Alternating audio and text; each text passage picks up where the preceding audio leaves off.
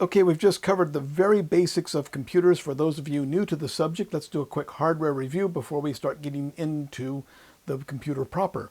So the earliest machine that historians think led to the modern computer is the Jacquard loom. This was a binary machine that used punched cards about this size with holes in them in various places. And the loom was made such that dowels were pushed against these cards, and the dowels that hit a hole in the card would go through and pull a thread with them. It took quite a bit of setup to get these going, but that would lift a thread, and then the operator could run the shuttle between the lifted threads and the not lifted threads, and press the pedals that would advance to the next card and lift different threads depending on what holes were in the card, and you could weave a pattern on the cloth that was being weaved by the loom. And instead of having to do this painstakingly one thread at a time, this mechanism would quickly lift the right threads for each iteration of the shuttle as it passed by between the threads that were making up the cloth. And this is basically the way a modern video system on a computer works, except it's a mechanical analog instead of electronic. So we have this memory stored in these holes in this punched card, and the end result of, after weaving this cloth with lifting the right threads at the right time, we end up with a full color pixelated output.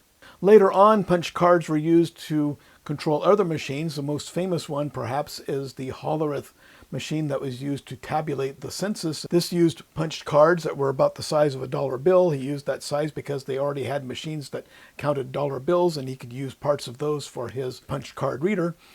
And they took information from the census, used a system to punch holes in the cards, and then they could put this in the tabulating machine, and that would read the cards and put up on dials what the counts were from the different holes in the cards, and those could be written down, and this would tabulate the census, meaning putting the information in rows and columns, in about half the time it took to do it by hand.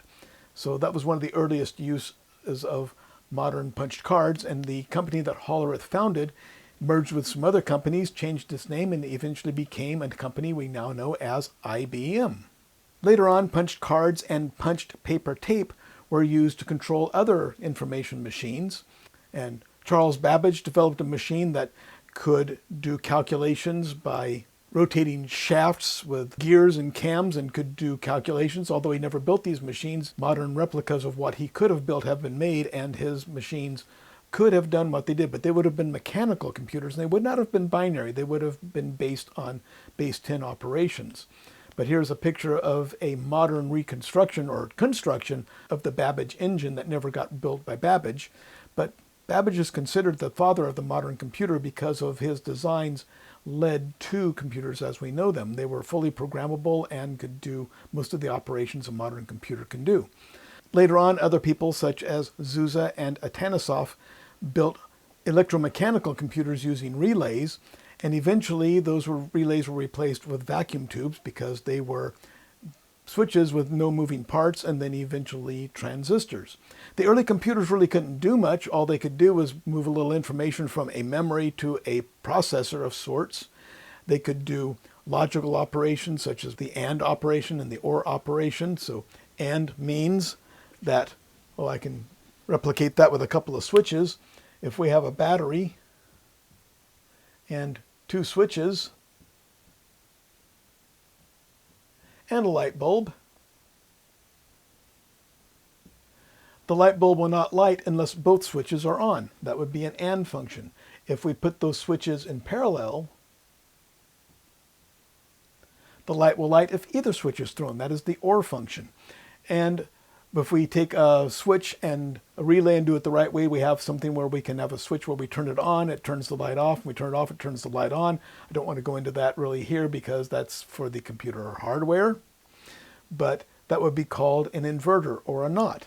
And these circuits could be put together to do all the things a computer does. It could do AND or NOT.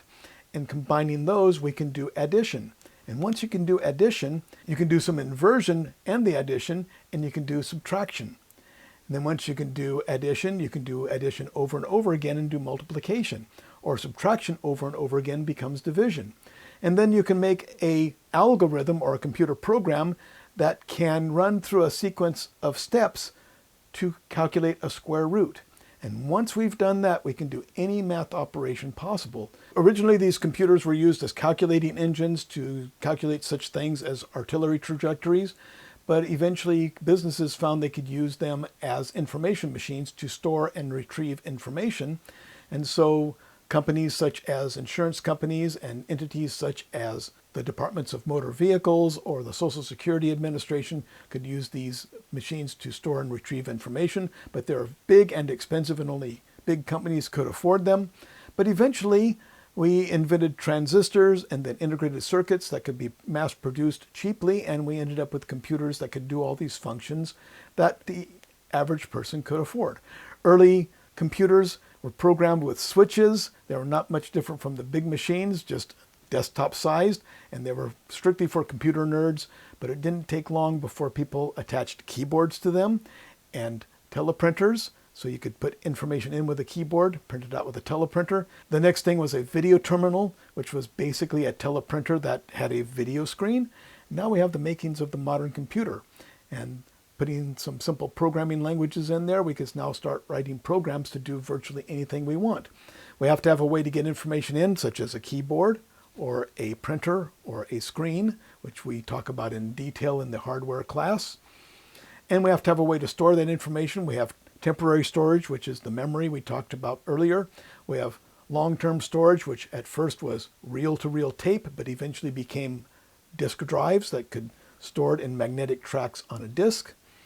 And so now we can input information either from disk or keyboard, manipulate that information and either send it to a printer or a display or store it back to disk or tape. And so now we have all of the modern functions of a computer. So that is a very basic overview of computer hardware. Next, we'll get into the essential parts and work our way into how operating systems work.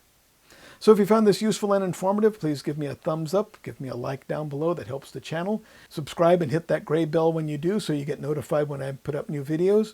And if you want to learn more about information technology, perhaps become a certified computer technician, or get a head start in your studies in computer engineering, you can take my free course at Vocademy.